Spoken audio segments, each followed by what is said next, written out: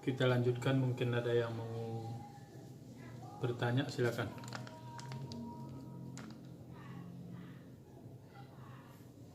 Siapa yang mau bertanya?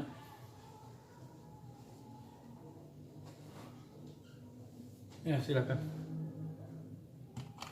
Pak, saya pernah mendengar ada pendapat bahwasannya perempuan itu lebih baik atau sebaiknya sholat di rumah saja.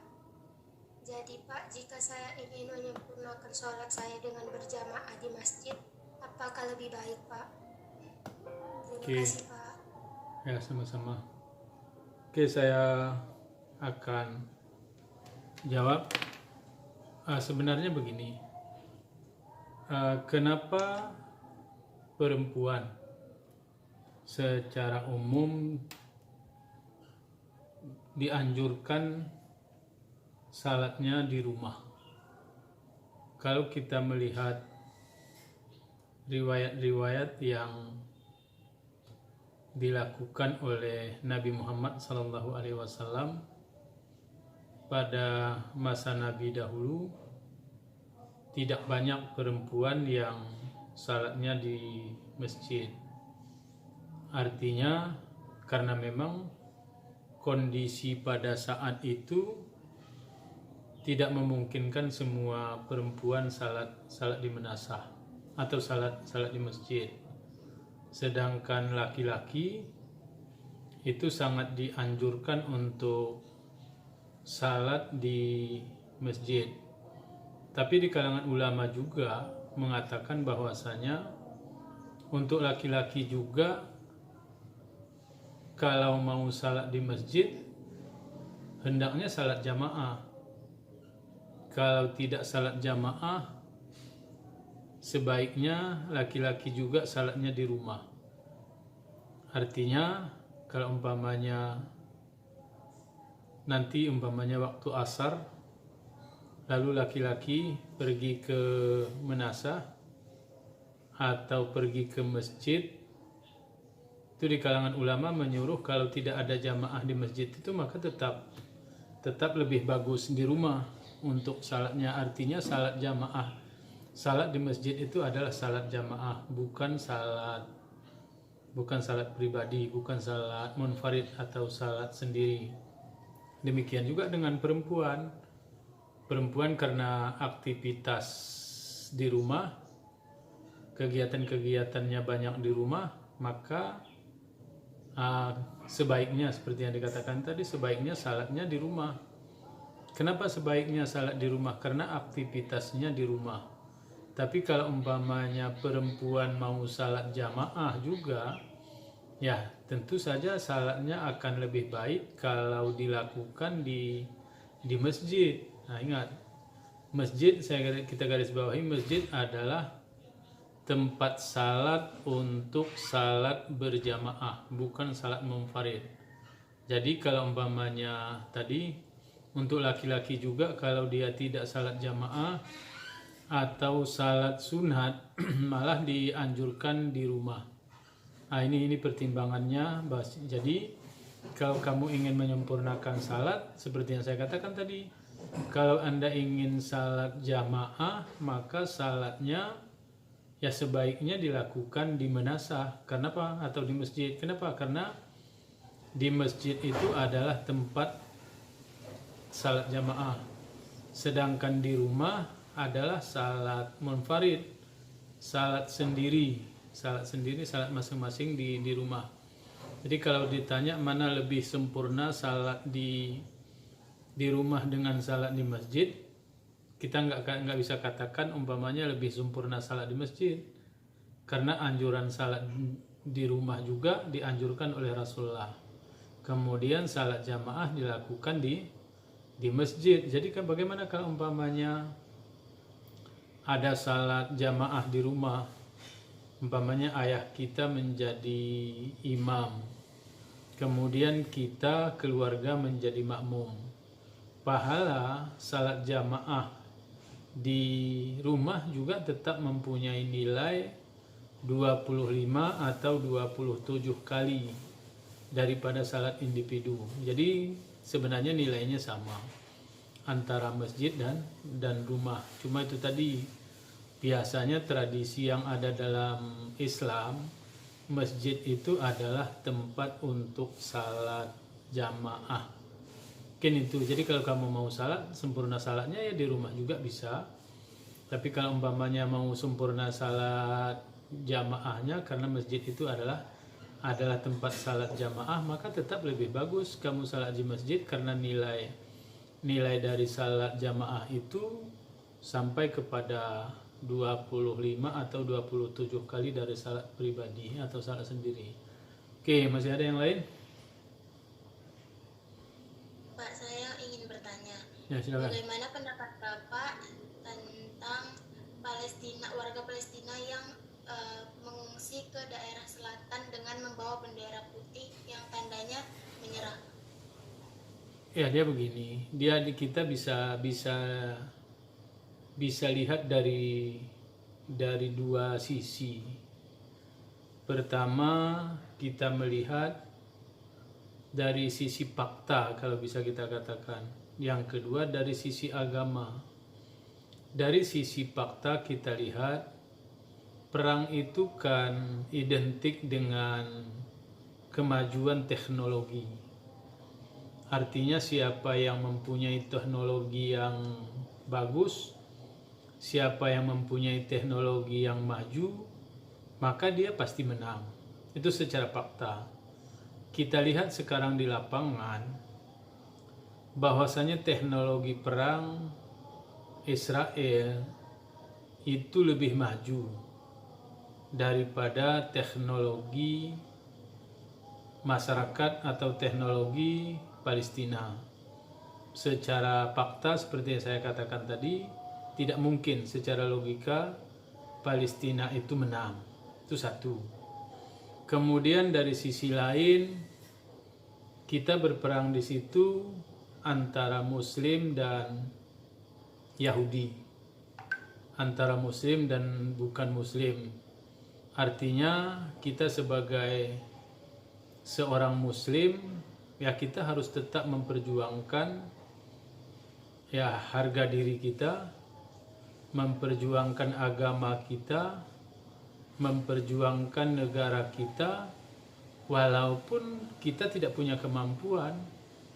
Walaupun tidak punya kemampuan sebagaimana kemampuan orang lain.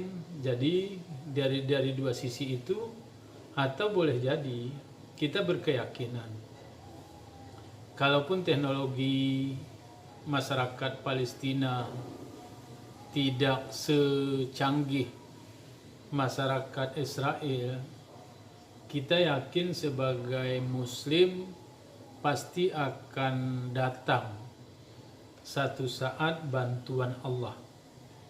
Bantuan Allah akan datang untuk membantu kaum muslimin untuk menang dalam perang.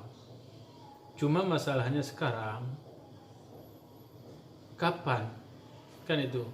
Kapan datangnya bantuan Allah? Itu rahasia Allah.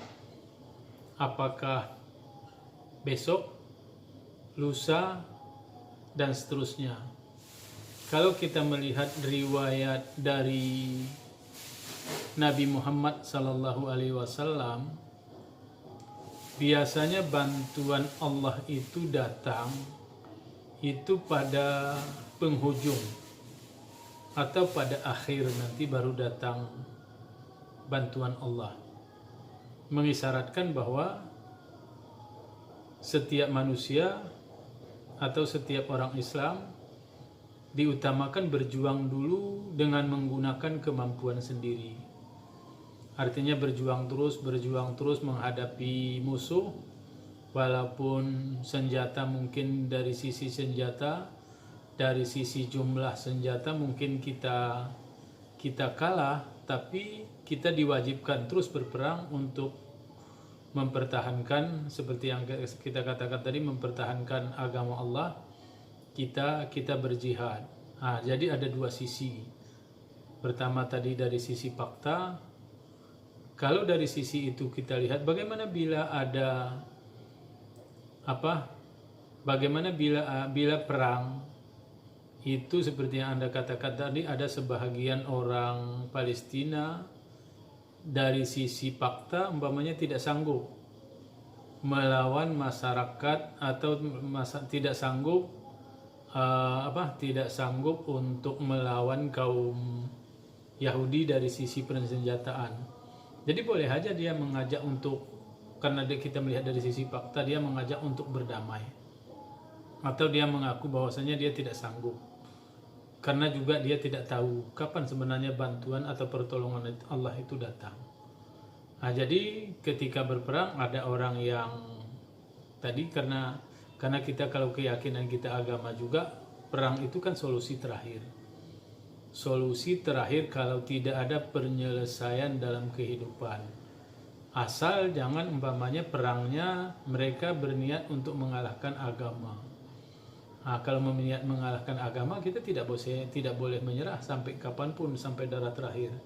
Tadi kalau perjuangannya karena negara boleh kita katakan, atau karena hal-hal lain, nah itu perdamaian itu tetap lebih tinggi nilainya. Nah, jadi kita melihat orang itu tadi, yang ada sebahagian masyarakat yang mungkin yang menganggap jihad yang dia lakukan itu mungkin berakhir dengan kekalahan, karena dia melihat dari fakta yang dia lihat. Jadi nggak salah kalau umpamanya ada sebahagian orang yang dia itu mengungsi membawa bendera putih yang menandakan itu sebagai, boleh jadi menyerah, boleh jadi meminta untuk tidak diserang. Kalau saya melihat seperti itu.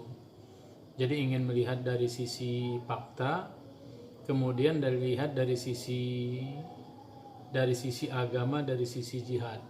Kalau fakta membolehkan kita untuk mengalah, boleh jadi, tapi dari sisi jihad kita harus tetap berjihad sampai darah yang terakhir. Nah, ini kan pilihan manusia sebenarnya. Sejauh mana kekuatan keimanan seseorang ketika dihadapkan, apakah dia mau memperjuangkan itu sampai darah terakhir, atau mereka itu kepingin atau menyerah karena mereka melihat tidak sanggup untuk melawannya. Kemudian kalau kita lihat lagi sejarah atau kita baca Al-Quran, ini perang antara Palestina dan Israel itu kan perang yang boleh kita katakan tanpa henti. Kenapa kita katakan perang tanpa henti? Ya dari dulu Palestina dan Israel itu perang, nanti damai sebentar, kemudian perang lagi, damai lagi, sampai kalau kita baca Al-Quran itu sampai hari kiamat antara orang Yahudi, antara orang Israel dengan Islam itu akan terjadi perang terus. Karenanya kalau saya diminta pendapat, ya yang penting sebenarnya ilmu pengetahuan yang kita miliki. Orang Islam harus belajar terus untuk apa? Untuk mengembangkan teknologi orang Islam, sehingga nanti suatu saat ketika terjadi lagi perang, ya kita tidak begitu gampang untuk dikalahkan.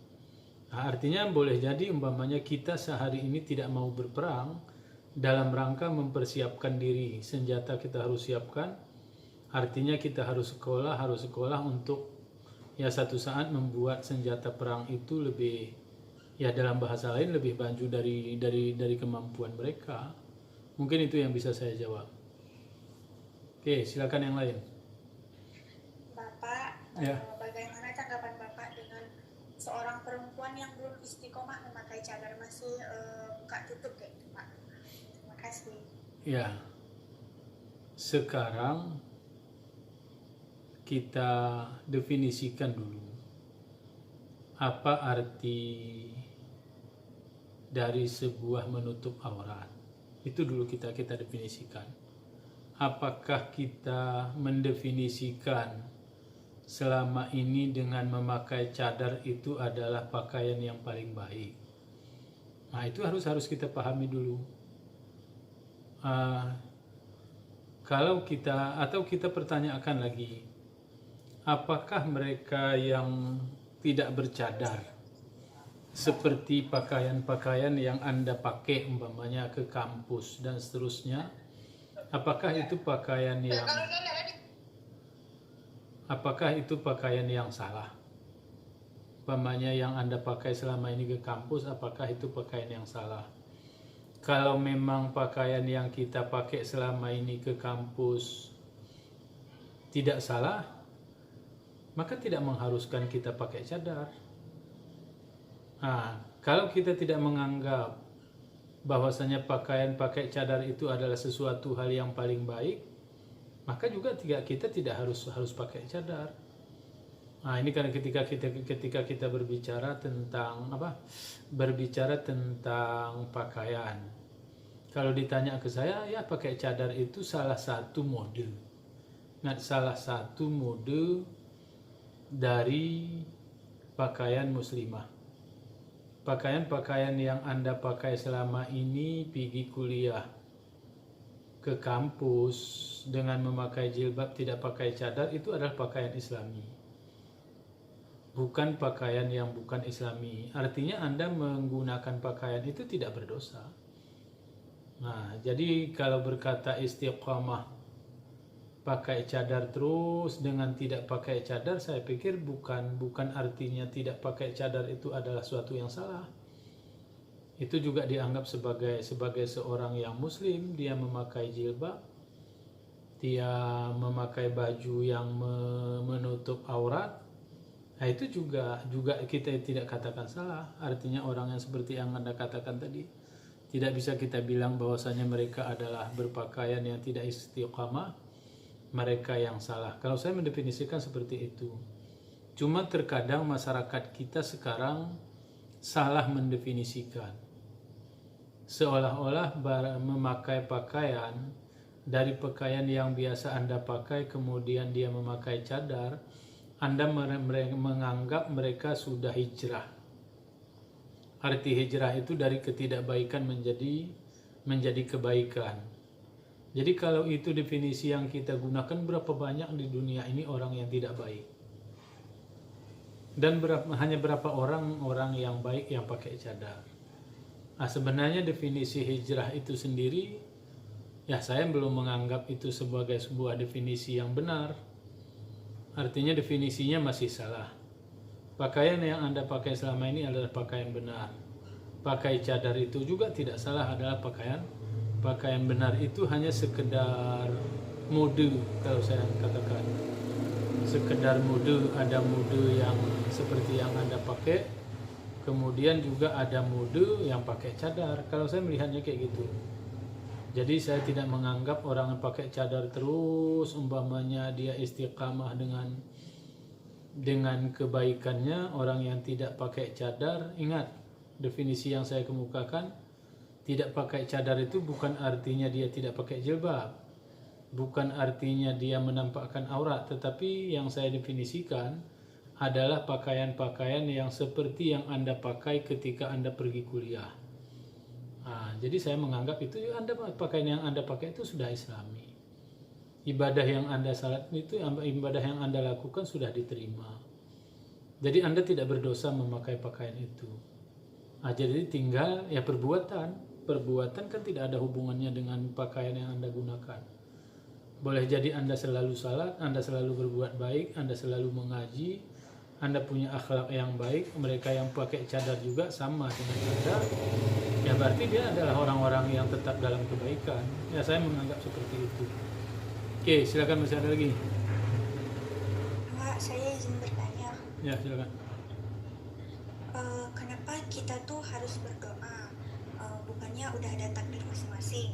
Terus apa gunanya kita berdoa? Emangnya kalau kita berdoa takdir kita bisa berubah, Pak?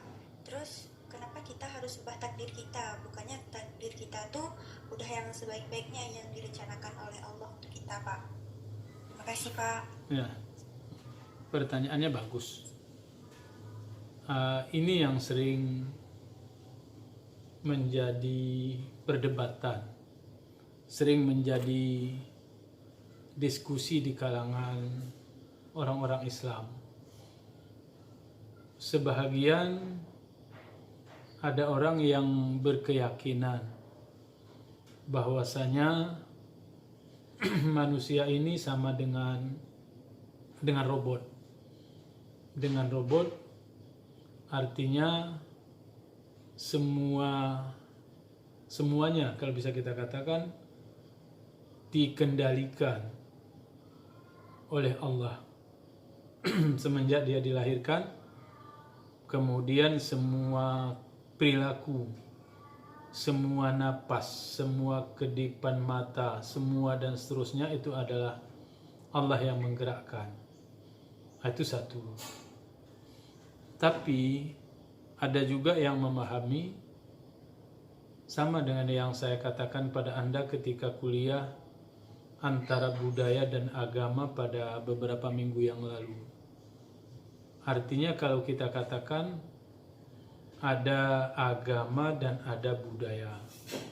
Kalau agama itu datangnya dari Allah. Kalau budaya itu hasil kreasi manusia. Memakai jilbab itu adalah agama. Allah memerintahkan kita untuk, atau Allah memerintahkan Anda untuk memakai jilbab.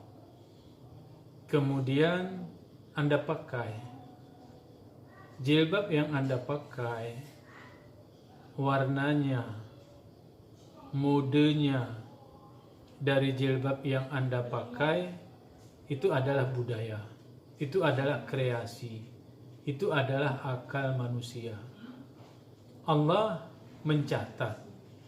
Kalau bisa kita katakan, Allah mencatat mereka-mereka yang memakai jilbab adalah orang-orang yang melaksanakan perintah. Allah tidak melarang orang-orang yang memakai jilbab dengan menggunakan mode yang berbeda. Artinya terserah modenya, apakah hanya kain kerudung yang dilekatkan di kepala, lalu dicepit dengan peniti di leher, atau Anda memakai jilbab yang panjang dan seterusnya, itu adalah mode. Itu merupakan kreasi atau budaya dari manusia. Demikian juga dengan takdir tadi. Allah mentakdirkan manusia dilahirkan di dunia, diciptakan di dunia, itu adalah takdir. Kemudian satu saat Allah mengambil nyawa seseorang, itu adalah takdir. Tapi bagaimana prosesi orang menjalani kehidupan semenjak dia dilahirkan sampai dia meninggal, itu diserahkan kepada akal manusia itu sendiri. Artinya baik dan buruk seperti yang saya katakan, yang Anda lakukan itu adalah menjadi hak manusia. Artinya itu bukan sebuah takdir. Kita berbuat baik dan berbuat jahat itu bukan sebuah takdir, tapi itu adalah sebuah upaya dari manusia itu sendiri. Umpamanya salat zuhur tadi. Apakah Anda melakukan salat zuhur sesuai dengan perintah Allah, atau Anda tidak melakukan salat zuhur, artinya tidak melaksanakan perintah Allah? Itu terserah kepada kita, terserah kepada Anda. Itu bukan merupakan takdir. Bukan artinya kita melaksanakan salat itu adalah takdir, kita tidak melaksanakan salat itu juga takdir. Karena kalau kita berprinsip seperti itu, maka boleh saja satu saat nanti ketika di yaumul hisab, ketika Allah tanya kepada kita, adakah kamu salat? Kita bisa jawab bahwasanya saya tidak salat, itu kan takdir Allah, sudah ketetapan Allah. Saya salat itu merupakan kehendak Allah. Kan bisa kita jawab seperti itu kan. Jadi kalau umpamanya seperti itu, itu tidak ada lagi yaumul hisab, dan tidak perlu ada di hisab amal manusia. Kenapa? Karena semuanya adalah takdir Allah. Jadi di kehidupan manusia itu adalah mempunyai akal, itu punya peran yang sangat luas, punya peran yang kebebasan manusia itu yang menentukan apakah dia berbuat baik atau dia berbuat buruk. Karena itu usaha manusia itu sangat penting. Manusia berusaha terus. Ketika terakhir manusia itu tidak bisa menentukan apa hasil daripada usahanya. Karena itu dia perlu berdoa. Perlu berdoa ketika dia sudah makan, yang makan terus, karena makan itu adalah kewajiban bagi manusia. Makan kan kewajiban kita, tetapi ketika kita makan ada yang salah makan, umpamanya tidak sesuai dengan rumus Anda, gizi seimbangnya tidak ada, akhirnya kita salah makan lalu sakit. Ketika kita salah makan itulah berdoa. Kita perlu ada satu kekuasaan Allah untuk menjadikan bahwasanya makan yang kita makan tadi kekhilapan, kesalahan kita supaya diampuni oleh Allah. Kita sudah berupaya untuk salat, tapi terkadang sebagai manusia kita merasa malas, merasa ini dan seterusnya, akhirnya kita nggak salat. Karena itulah kita minta ampun kepada Allah, minta doa terhadap kesalahan yang sudah kita lakukan. Jadi kebebasan manusia untuk menentukan, kalau bisa saya katakan, kebebasan manusia untuk menentukan apakah dia menempuh jalan yang baik atau dia menempuh jalan yang buruk. Karena itu upaya kita mempunyai kelemahan, sehingga kita dibutuhkan adanya dibutuhkan satu upaya. Upaya itu adalah kekuasaan Allah. Kalau bisa kita katakan campur tangan Allah dalam kehidupan kita, sehingga kita memerlukan berdoa.